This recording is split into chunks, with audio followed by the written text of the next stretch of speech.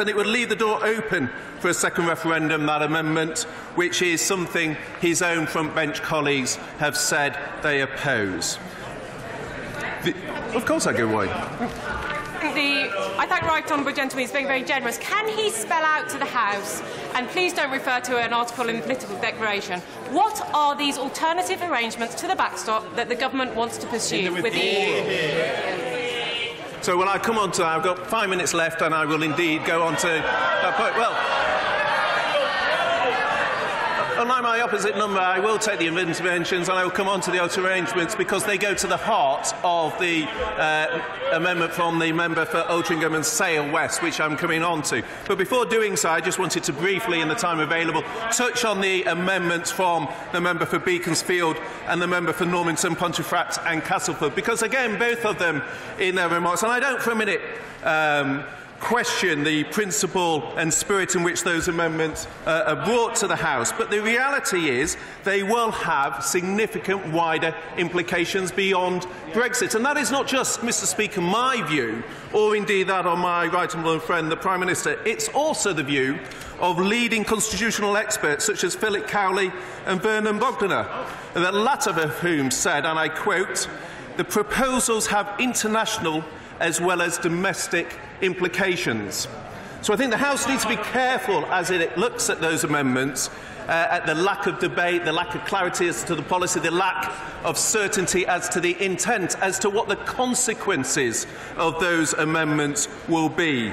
Because the danger, as my right honourable friend, the former Chief Whip, the member for the Forest of Dean, pointed out, they will act in essence as a Trojan horse against the intention that was pointed out. So I don't for a minute doubt the member for West Dorset when he says changing standing orders has precedent. Of course it does. But there's been no debate with the Procedure Committee. There's been no debate in this House to look at this. And the wider constitutional implications that have been referred to by leading experts in this field cannot simply be swept away in the short-term convenience of the moment. The amendment from my right honourable friend, the member for Meriden, again is one put forward with great principle, but she spoke of a simple vote on saying no to no deal. And the issue was really taken head-on by the member for Belfast North when he pointed out the practical effect of taking no deal off the table does not facilitate that intention. And I absolutely agree with the right honourable gentleman in that regard. And indeed, it's not just on the DUP benches that that view is held. Michael Barnier himself said on the 24th of January, "It is not enough to vote against the no deal. If no positive suggestions are put on the table, then we will be more or less bumpy or heading for the no deal on March 30th as in an accident." So the way that no deal is addressed is indeed by backing the deal of my right honourable friend. I know there has been much discussion on the proposal of the honourable member for North West Hampshire. And although it's not an amendment on the order paper today, it has given us many technical questions to consider, and we will seek the experts' views on this as we take this forward. But what is clear is that the spirit of goodwill on which that builds is one we will take forward as part of reaching the common ground that we need as a House. Of course I will. Thank you, Mr. Speaker. I've waited very, very, very patiently, but I've run out of patience. I would like the Secretary of State for leaving the EU to explain to this House what exactly the alternative arrangements are.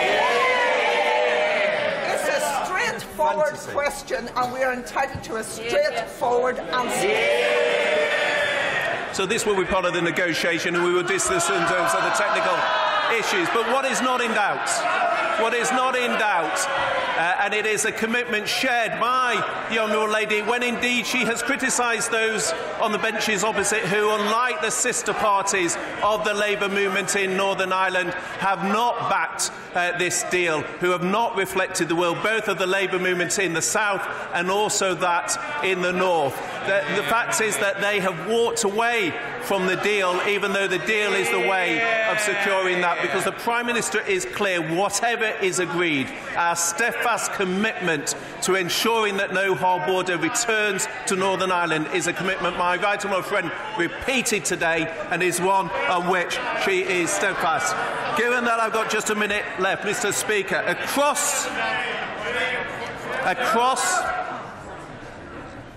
across Leave and Remain constituencies, Mr. Speaker, we hear the same overwhelming call for this House to get on with it. 17.4 million people did not vote for no deal, but they did vote to leave. Time is of the essence. Citizens and business want certainty. The EU wants clarity. The Prime Minister needs a mandate, and the House must therefore come together. It's time to act in the national interest. That is why the House should back the amendment from the member for Sale and Altrincham West. I call the Leader of the Opposition, Jeremy Corbyn, to move Amendment A, which stands in his name. I so move, Mr. Speaker, Amendment A. The question is that the Amendment A, be made. As many as are of that opinion say aye. Aye. Of the contrary, no. No. Division! Clear the lobby!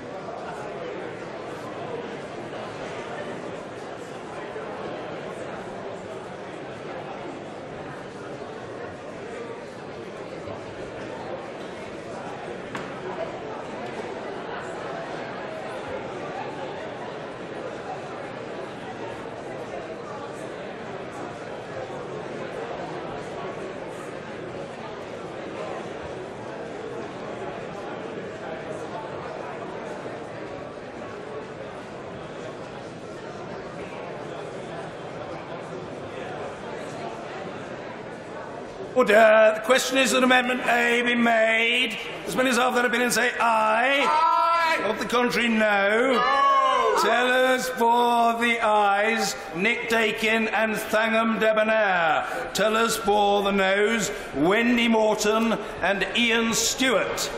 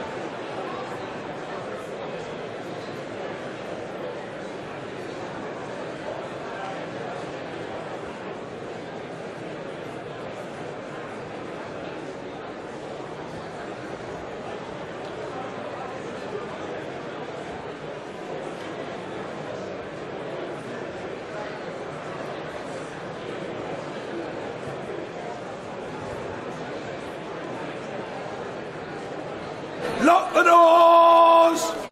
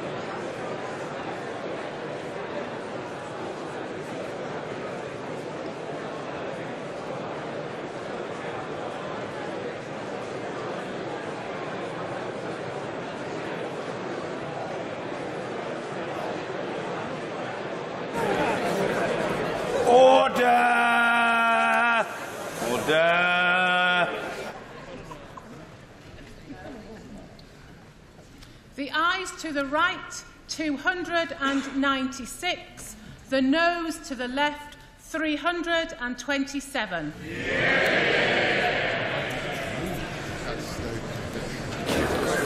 The ayes to the right, 296. The noes to the left, 327. So the noes have it. The noes have it. Unlock. Order. We now come to Amendment O. In the name of the Right Honourable Gentleman, the member for Ross, Skye and Lochaber, Mr Ian Blackford, the Right Honourable Gentleman to move his Amendment O formally. Formally moved. Thank you. The question is that the Amendment O, be made. As many as are of that opinion say aye. Aye. Of the contrary, no. No. Division! Clear the lobby.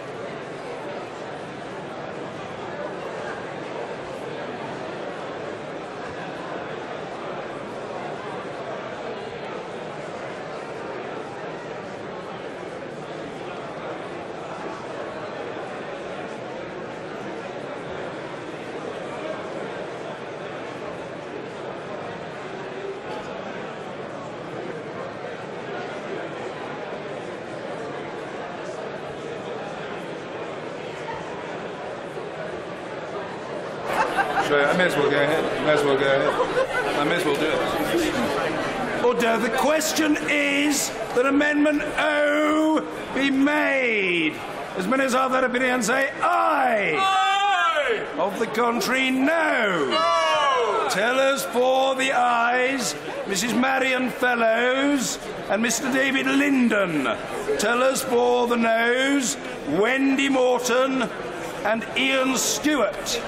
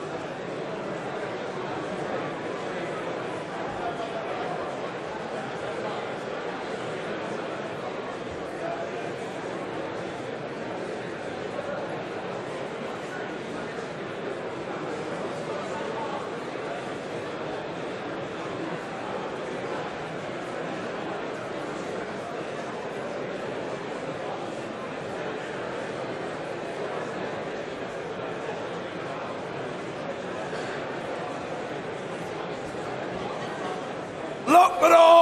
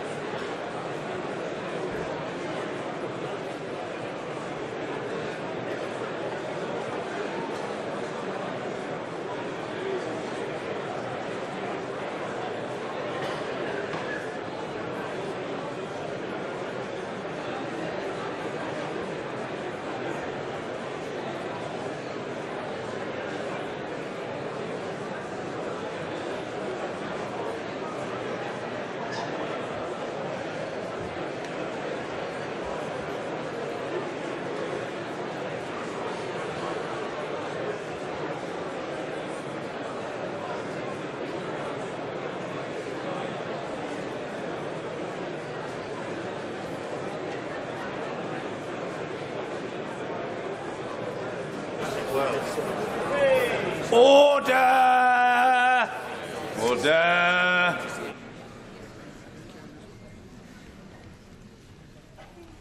The ayes to the right were 39. The noes to the left were 327.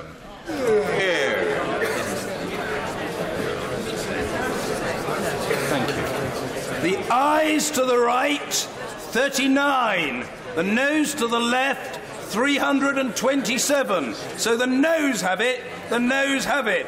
Unlock. Order. We now come to Amendment G. In the name of the Right Honourable and learned gentleman, the member for Beaconsfield, Mr. Dominic Grieve. To move. I'm grateful to the Right Honourable and learned gentleman for moving his amendment formally. The question is that Amendment G be made. As many as are of that opinion say aye. Aye. Of the contrary, no. No. Aye. Division! Clear the lobby.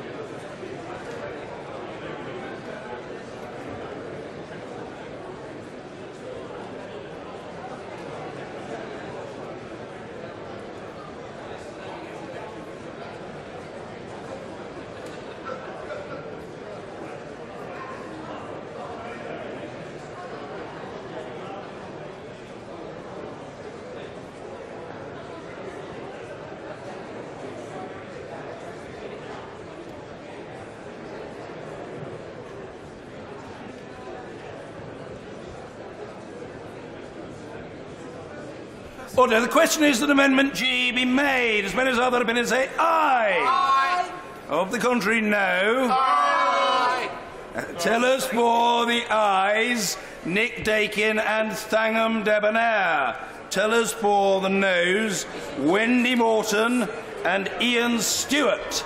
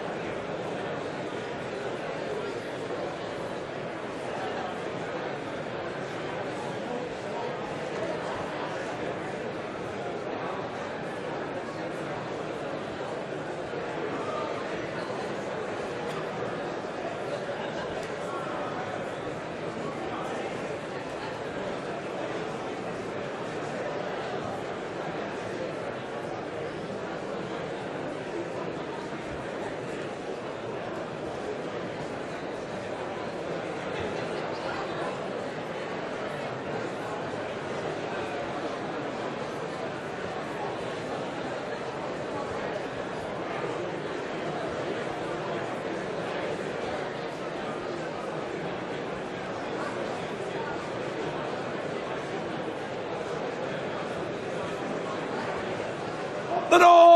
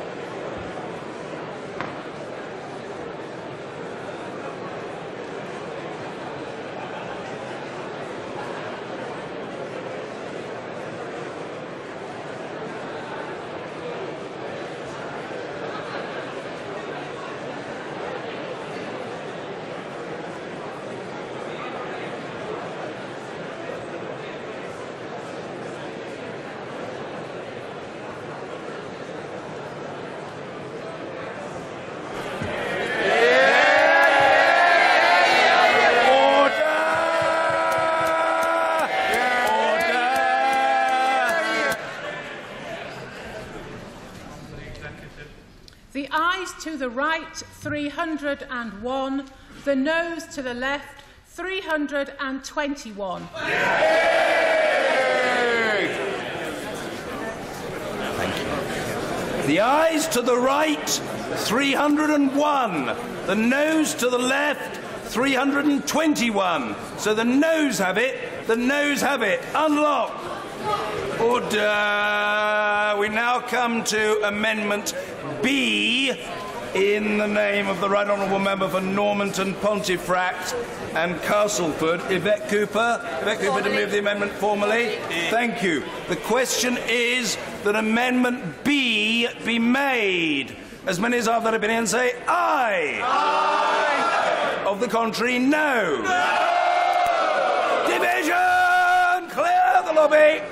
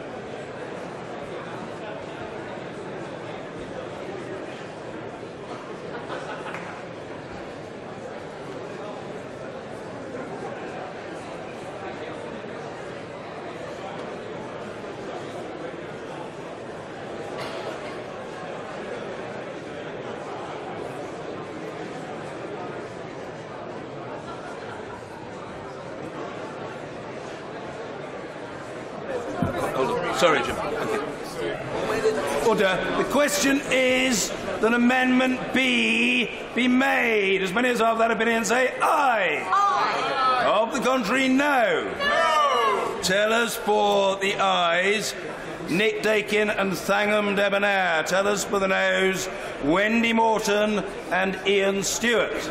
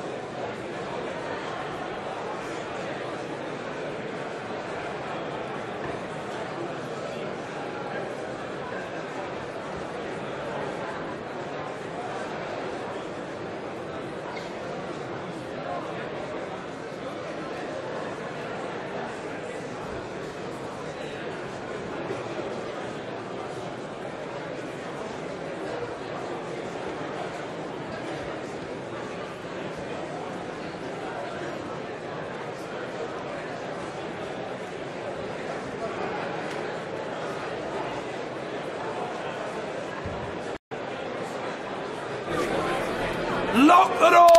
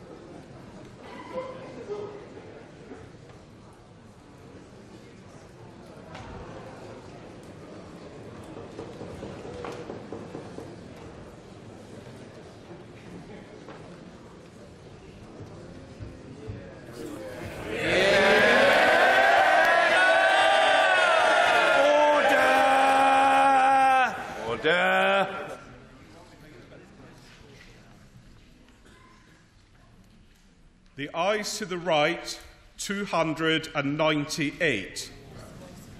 The noes to the left, 321.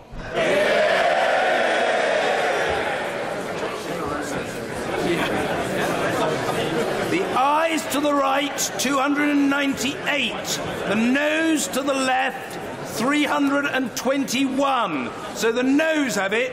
The noes have it. Unlock. We now come to Amendment J in the name of the Honourable Lady the Member for Leeds Central, Rachel Reeves. Rachel Reeves to move the amendment formally. Formally. Thank you. The question is that Amendment J be made. As many as have that opinion say aye. Aye. Of the contrary, no. No. Division, clear the lobby.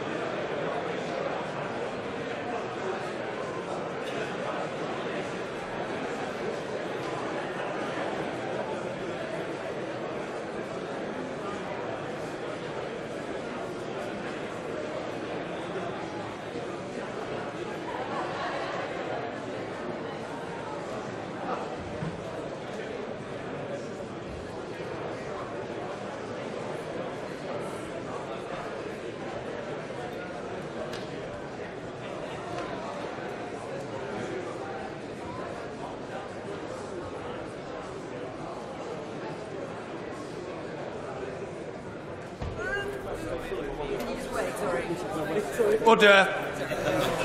The question is that Amendment J in the name of the Honourable Member for Leeds West be made.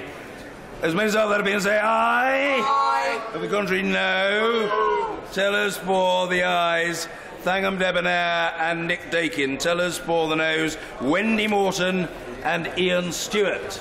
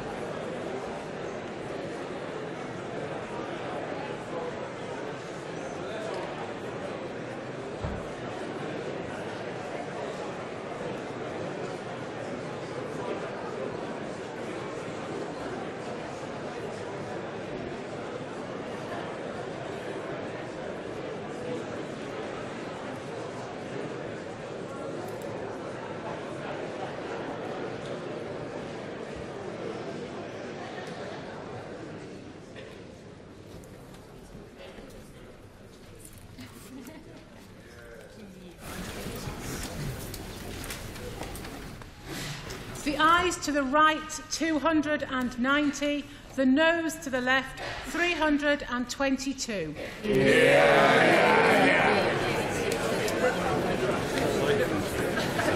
The ayes to the right, 290. The noes to the left, 322. So the noes have it. The noes have it. Unlock. Well, we now come to Amendment I. In the name of the Right Honourable Lady, the member for Meriden, Dame Caroline Spellman. Right Honourable Lady, to move the amendment formally? Formally. Thank you. The question is that Amendment I be made. As many as are of that opinion say aye. Aye. Of the contrary, no. No. Division! Clear the lobby.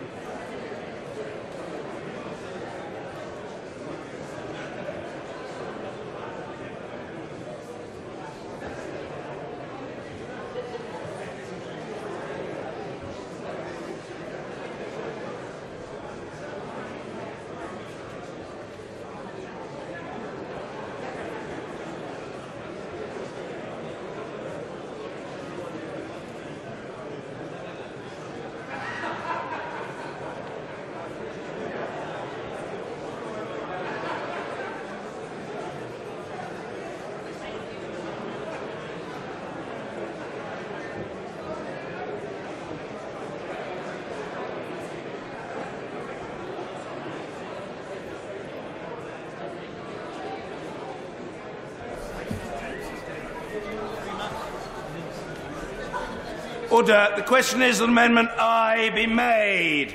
As many as are of that opinion say aye. Aye. Of the contrary, no. No. Tellers for the ayes, Thangham Debonair and Nick Dakin. Tellers for the noes, Wendy Morton and Ian Stewart.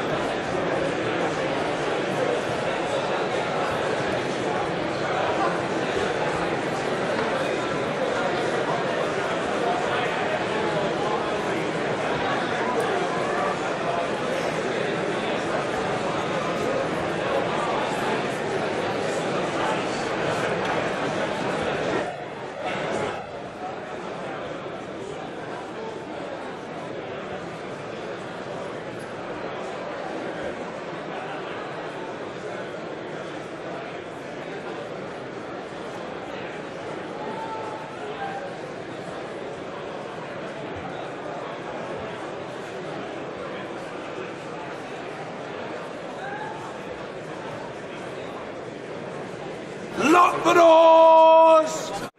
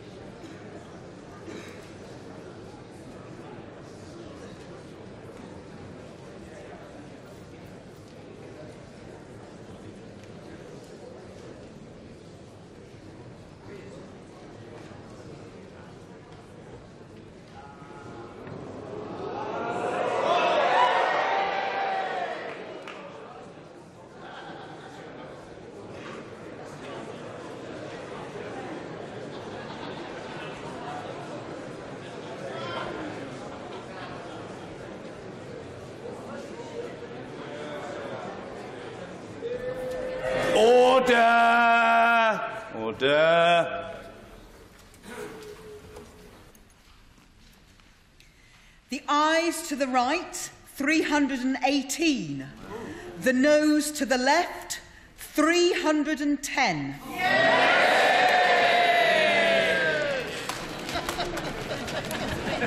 The ayes to the right, 318. The noes to the left, 310.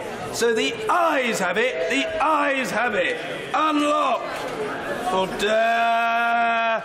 We now come to Amendment N in the name of the Honourable Gentleman, the member for Altrincham and Sale West, Sir Graham Brady.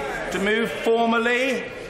Formally, Mr. Speaker. Thank you. The question is that Amendment N be made. As many as are of that opinion say aye. Aye. Of the contrary, no. No. Division! Clear the lobby.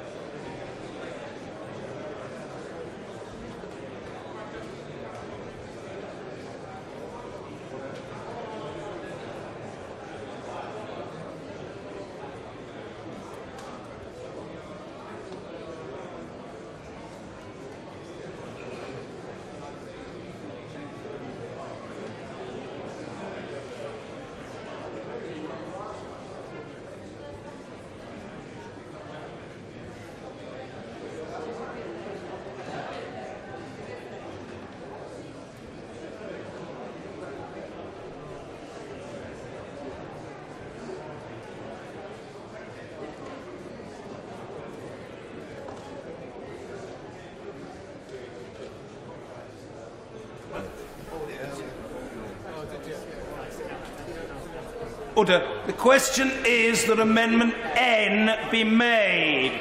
As many as are of that opinion say aye. Aye. Of the contrary, no. No. Tellers for the ayes, Craig Whitaker and Andrew Stevenson. Tellers for the noes, Thangham Debonair and Nick Dakin.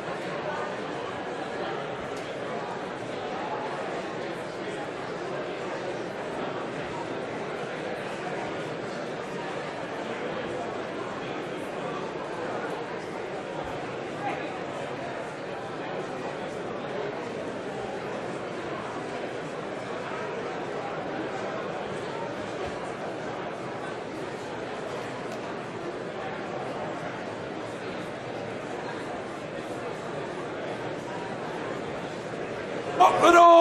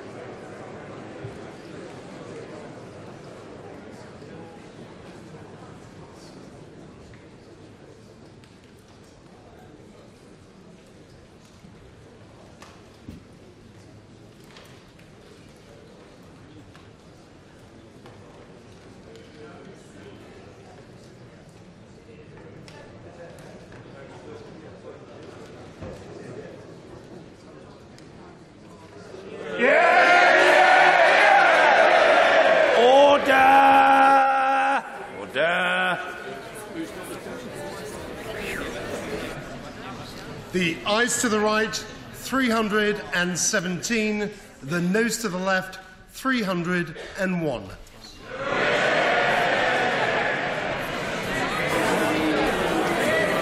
The ayes to the right, 317. The noes to the left, 301. So the ayes have it. The ayes have it. Unlocked. But the question is the main motion as amended. As many as are of that opinion say aye. Aye. Of the contrary, no. No.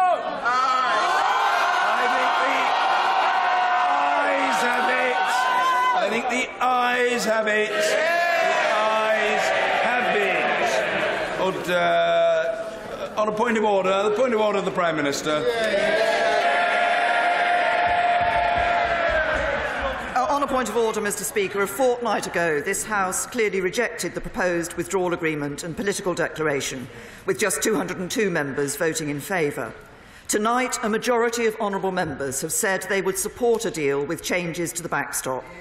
Combined with measures to address concerns over Parliament's role in the negotiation of the future relationship and commitments on workers' rights in law where need be, it is now clear that there is a route that can secure a substantial and sustainable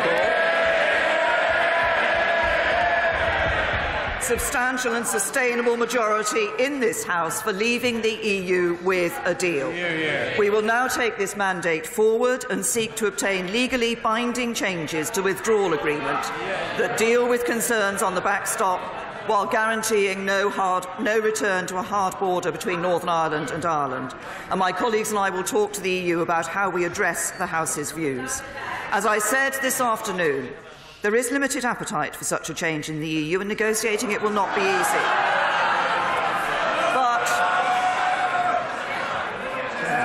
But in contrast to a fortnight ago, this House has made it clear what it needs to approve a withdrawal agreement. Many honourable members have said that the continuing protection of workers' rights after Brexit is something that needs to be strengthened. And my right honourable friend, the Secretary of State for Business, will intensify our work with honourable members from across the House and the trade unions this week. And my right honourable friend, the Secretary of State for exiting the European Union, will do the same on how we engage this House further in our approach to negotiating our future partnership with the EU. As well as making clear what changes it needs to approve the withdrawal agreement, the House has also reconfirmed its view that it does not want to leave the EU without a withdrawal agreement and future framework. I agree that we should not leave without a deal. However, simply opposing no deal is not enough to stop it. The government will now redouble its efforts to get a deal that this House can support.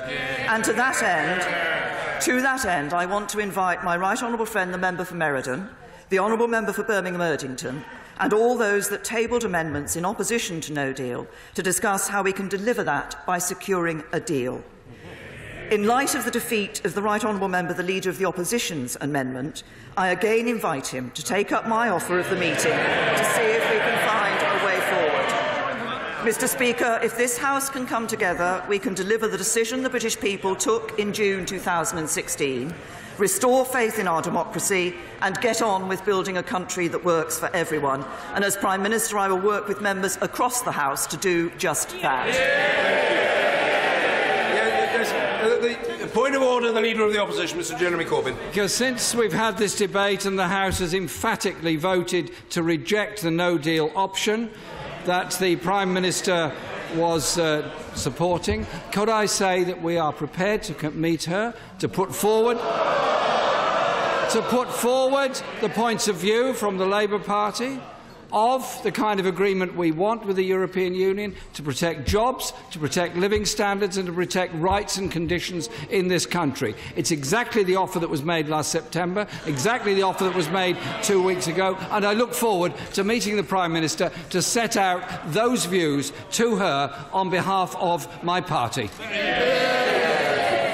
Point of order, Mr. Ian Blackford. Mr. Speaker, this House has spoken very... The Right Honourable Gentleman is the leader of the third party in this place, and he represents an important body of opinion. And as was exhorted earlier, people should treat opinions that differ from their own with respect. The Right Honourable Gentleman will be heard, however long it takes, and that's all there is to it. Mr. Ian Blackford. Thank you, Mr. Speaker. The House this evening has given an instruction to the Government that no deal must be taken off the table. I am flabbergasted, frankly, that the Prime Minister still seems to be in denial. And I ask what measures the Prime Minister will bring forward, what legislation she will bring forward to make sure that we remove that threat of no deal from legislation. Mr. Speaker, this is a sad day where the Prime Minister has had to admit that her deal doesn't have the support and that she's prepared now to try and pick away at the backstop. We were told that the backstop was there to protect the peace process, but tonight the Conservative Party has effectively ripped apart the Good Friday Agreement. This House, Mr. Speaker, should be ashamed of itself. The contempt shown by the United Kingdom Government right across these islands is stark. This Government, Westminster and the Tory Party has no respect for the devolved administration or for the other regions of the United Kingdom. Scotland has been silenced, sidelined and shafted by the Tories.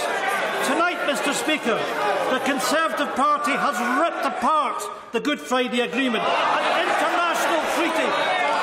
You know, Mr. Speaker, this is serious because we are talking about a treaty which has delivered peace to the island of Ireland. Mr. Speaker, what they have done is they've reneged on the backstop and reneged on the Good Friday Agreement. Mr. Speaker, can you advise what mechanisms are open to this House to protect the rights of democratic rights of the devolved regions and nations, the Good Friday Agreement and the peace process that this Government are prepared to disregard? Order. I will take the Right Honourable Gentleman's question as a rhetorical question rather than a substantive question. He knows that Parliament is here to debate and to vote, and the Right Honourable Gentleman is well familiar. I'm addressing the Right Honourable Gentleman. Perhaps do me the courtesy of listening to me. He has the mechanisms of the House available to him. Yes, I will take other points of order briefly. Point of order, Sir Vincent Cable. Now that the House has given the Prime Minister contradictory instructions to have no deal but to pursue a course of action that will lead to no deal, will she return to the House tomorrow and give clearer indication about what these alternative arrangements actually are, which have been rejected at her own summit at Chequers, that now appear to be the basis of negotiation? I'm very grateful to the Right Honourable Gentleman for his point of order, but what I would say to him, and I know he'll take it in the right spirit, this is not Prime Minister's questions. Prime Minister's questions will take place tomorrow. I think, if I understand correctly, the Right Honourable Gentleman was more concerned to make his point than to elicit a reply from the Prime Minister, and there is no reason for the Prime Minister to feel any need to reply tonight. The Right Honourable Gentleman has made his point. There will be ample opportunity for further exchanges, doubtless tomorrow and in many subsequent days. Yeah, I will come to the Honourable Lady, but point of order, Mr. Nigel Dodds. Thank you very much indeed, Mr. Speaker. And can I just say, on behalf of, I know that we represent 10 seats in Northern Ireland, and the Honourable Lady behind me represents one, and there are others who represent a different point of view, but who refuse to take their seats in this House. But it is quite frankly outrageous, and I'm speaking on behalf, I believe, of both communities in Northern Ireland, to say that this vote tonight drives a coach and horses through the Good Friday Agreement. It does nothing of the sort. And it is utterly reckless to talk in those terms. Utterly reckless. Utterly reckless. The fact of the matter is that nobody in Northern Ireland, no political party, is advocating any kind of hard border in the island of Ireland. And we certainly do not advocate what others advocate, which is creating borders within the United Kingdom or ripping up the United Kingdom. can I say, Mr. Speaker, in conclusion, that this is a significant night because for the first time the House by a majority has expressed what deal, the sort of deal that will get through and will have a majority, and we will work with the Prime Minister to deliver the right deal for the United Kingdom. I thank the right honourable gentleman for his point of order. Point of order, Liz Savile-Roberts.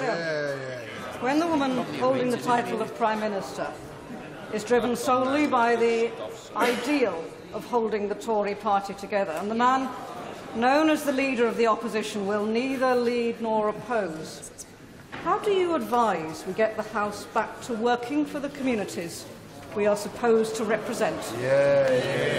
Well, again, if I may very politely say so, I think the honourable lady's point of order, although it contains what is ostensibly an inquiry, is a point of order in which she is making her point rather than seeking anything from me. The short answer to the honourable lady is, as I said a moment ago, there will be further debate. Members must speak and vote as they think fit. All of these matters will be thoroughly aired in the days and weeks to come, and I'm sure we all look forward to that. The honourable lady from her vantage point, and I from mine. Oh, very well. Point of order, Mr. Angus Brendan McNeill. I hope you can advise, Mr. Speaker. The House seems to have got itself in a contradictory position. Firstly, it wants no deal. It wants no deal off the table. And secondly, it doesn't accept the deal that the European Union is putting forward. Is it not the case that the United Kingdom Parliament is not at the mercy of the European Union?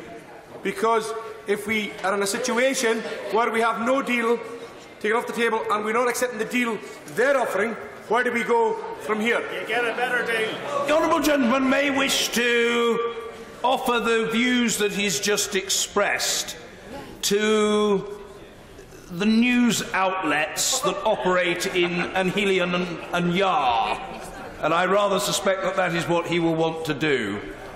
Local newspapers and radio stations will doubtless be very interested in the views that the honourable gentleman wishes to express, but they're not matters of which I can treat now. The House has decided what it has decided. Well, the honourable gentleman is saying that these matters are in contradiction of each other or have to be weighed against each other, but of course it's not a matter for the chair to offer an exegesis to the House of the way in which it is voted. Members will make their own assessment, and we know what statute says, and we know what expressions of opinion have been recorded by the House today. And the honourable gentleman, although his brow is furrowed, he's a perspicacious fellow, and I'm sure he'll get his head around these matters in the hours, days and weeks to come. And we look forward to that with eager anticipation.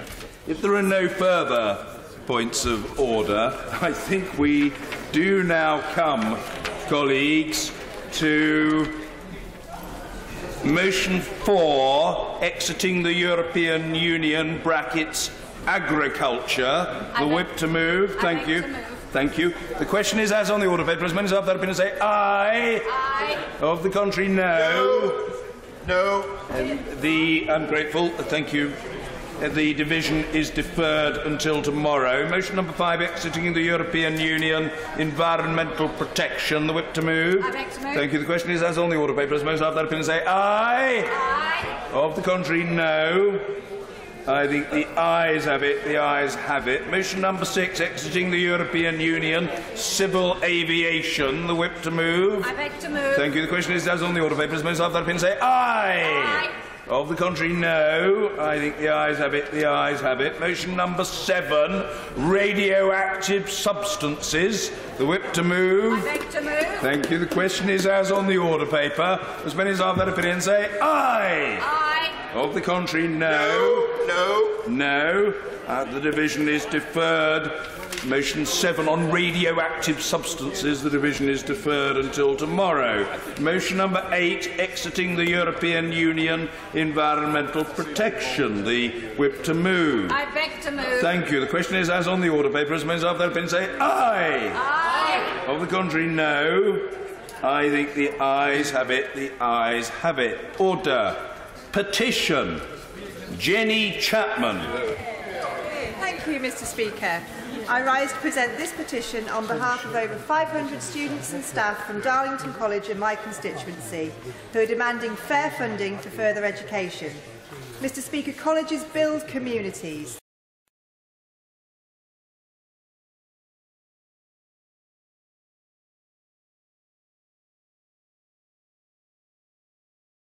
Live service.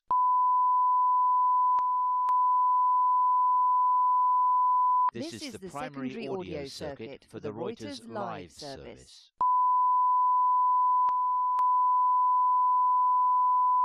This is the primary audio circuit for the Reuters live service.